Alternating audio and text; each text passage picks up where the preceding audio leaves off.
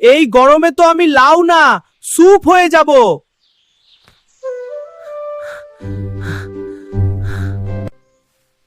কি গরম রে বাবা, এই পাখাটা নিয়েও শান্তি নাই।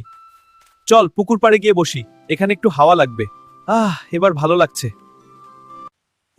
গরমে একদম জেরবার হয়ে গেলাম। এই হাত পাখা দিয়ে বাতাস করছি কিন্তু তাতেও কাজ হচ্ছে না। আইডিয়া, একটা বুদ্ধি বের করলাম। চল এটা করে দেখাই।